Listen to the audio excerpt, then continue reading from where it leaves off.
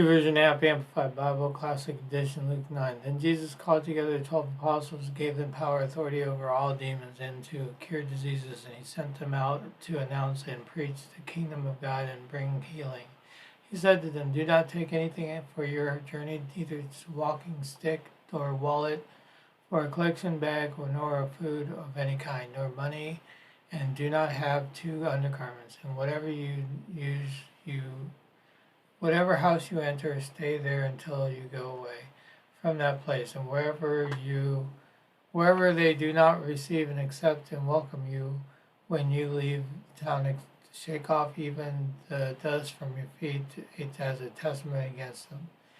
And departing, they went from the village to village, preaching the gospel and restoring the afflicted to health everywhere.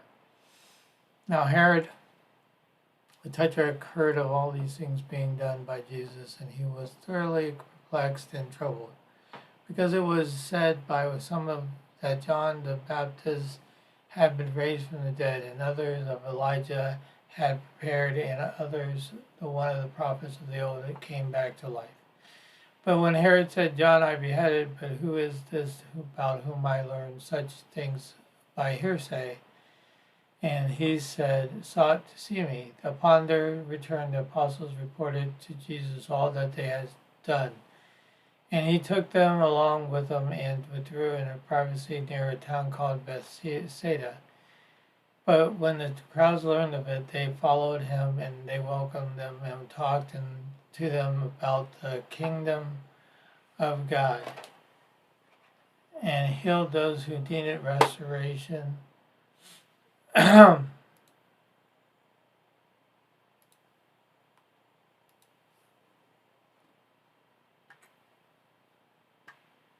To health. Now the day began to decline, and 12 came and said to him, dismissing the crowds, send them away, so they might go to the neighboring hamlets and villages and the surrounding country and find lodging and get a supply of provision.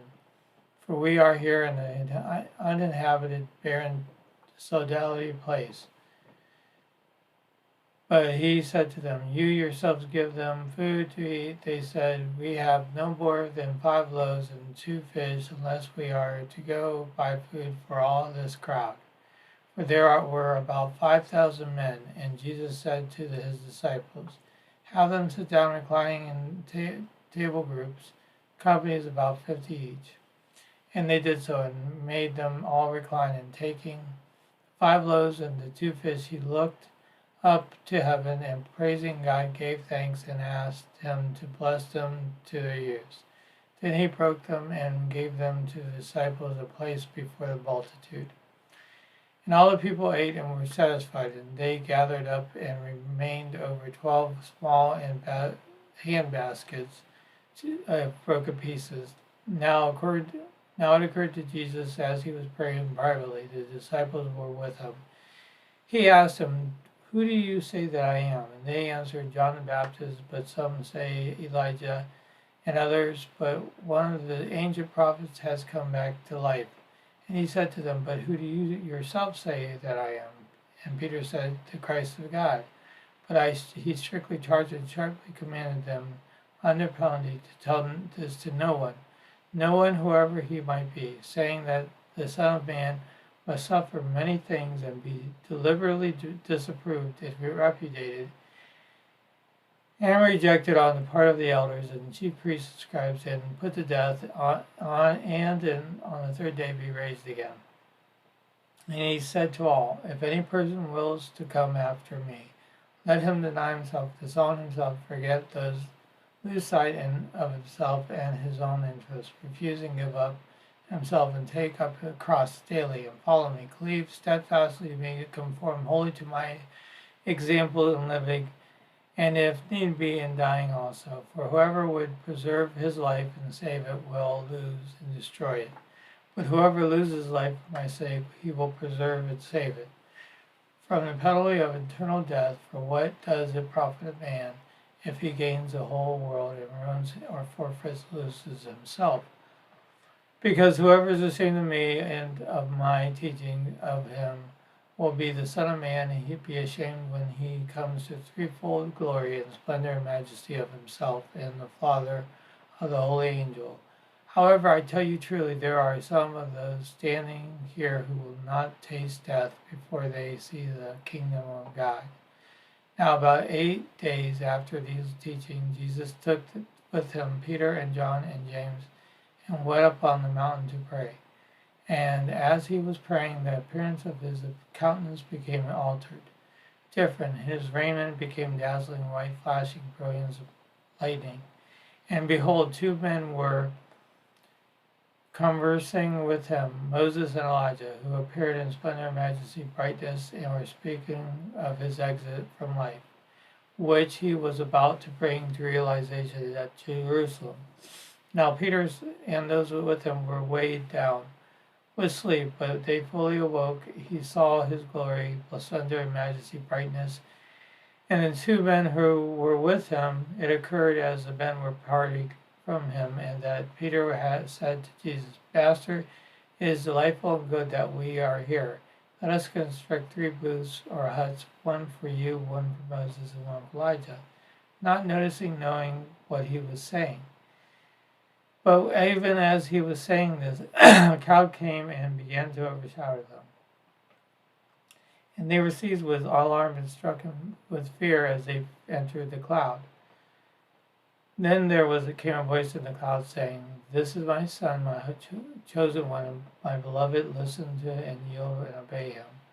And when the voice had died away, Jesus was found there alone. And they kept still. And they told no one at the time any of these things that they had seen.